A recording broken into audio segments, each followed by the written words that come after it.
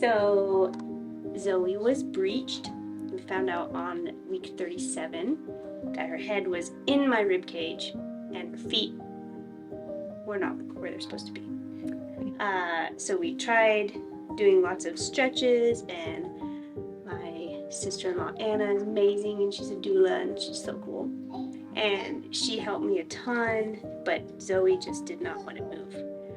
And we tried to do, I think it's called an inversion, but they just call it a version, where they push on my stomach and push here and try to turn her around, and it was excruciating.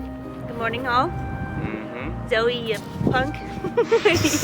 We gotta go try to turn you this morning. That's right. Cooperate.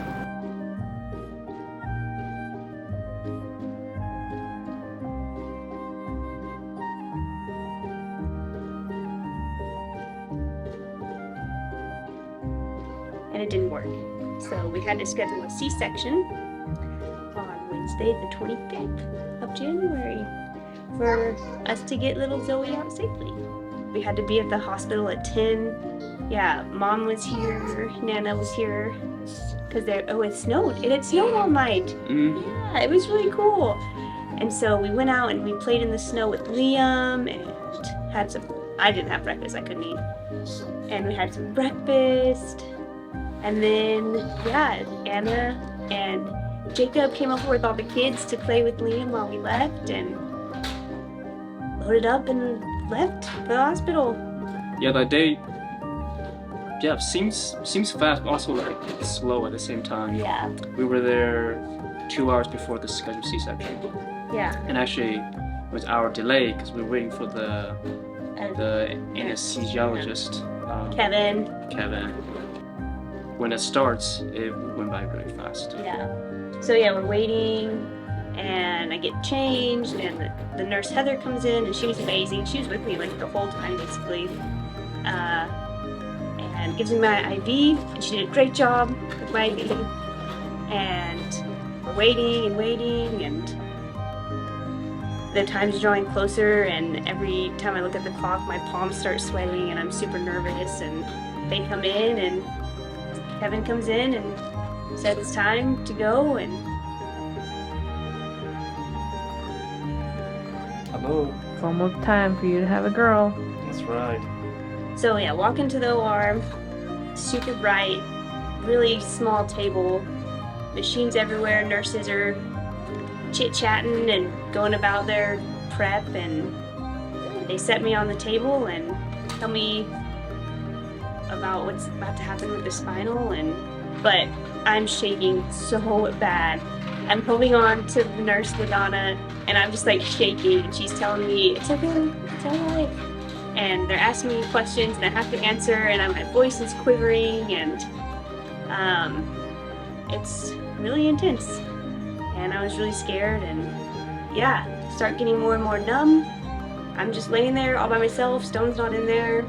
The doctor comes in, and they pinched my skin super hard apparently. I couldn't feel anything to test it to make sure that when she goes to start the operation I don't feel anything. And so I don't feel anything, and then she starts the C-section and Stone's not there.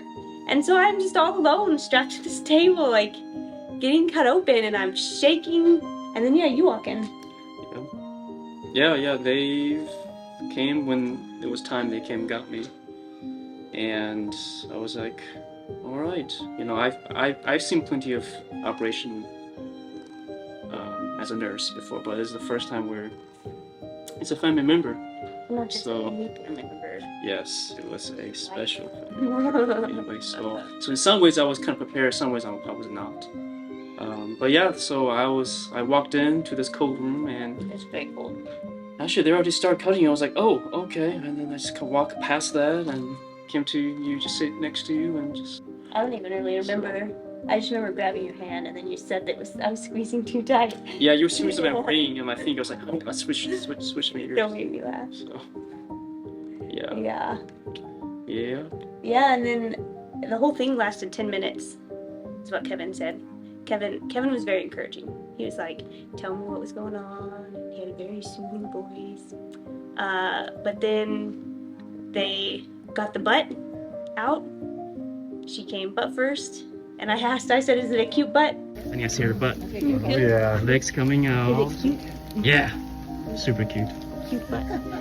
And the nurses all laughed. They get the butt out and the rest of her follows right after that. And I hear her little cry and I start to cry. But then they take her away from me.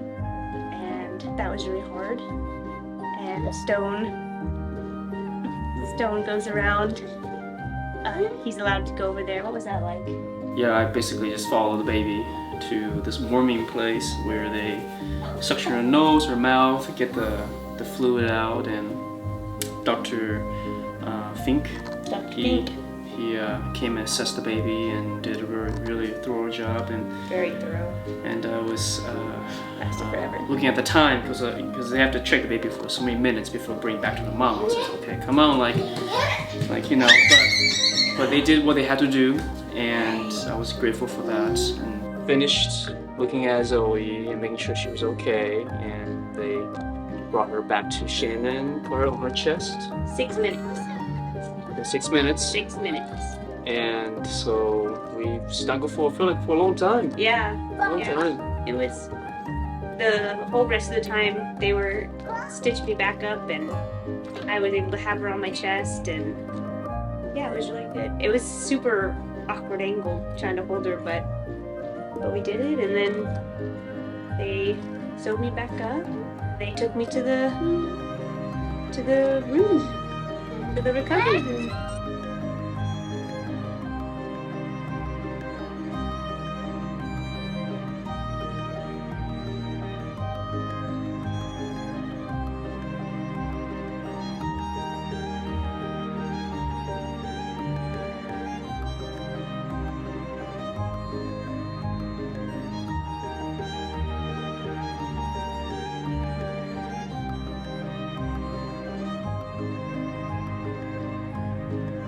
I really struggle with what happened. A C-section was not my choice. I was so excited to go through the process of labor again, because with Liam I didn't handle it very well, so I was so excited to prepare mentally and physically for labor, and so it's been challenging to process. We know that God knew that this was going to happen. So I'm happy to share how it was for me, and hopefully encourage other people who have to go through this too. Because at the end of the day, we get this sweet baby girl, and we get to grow our family. Mm-hmm. That's right.